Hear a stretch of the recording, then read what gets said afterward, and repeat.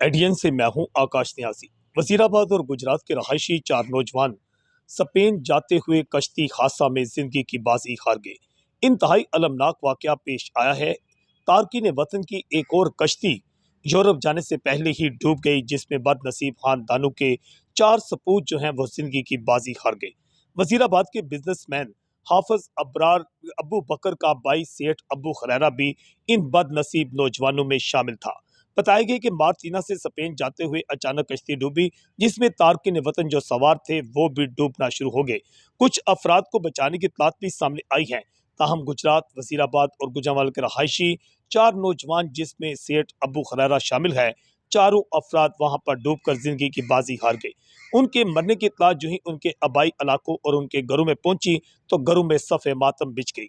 हैरानकुन बात यह है कि हर साल ऐसे अफसोसनाक वाक़यात पेश आते हैं कि इंसानी स्मगलिंग की नज़र हो जाते हैं नौजवान, मगर इसके बावजूद मजमूई तौर पर इंसानी स्मगलर्स का जो नेटवर्क है, इसे FIA और पाकिस्तानी अदारे जो हैं ख़त्म करने में नाकाम नजर आते हैं। IDN से मैं हूँ आकाश न्याज़ी।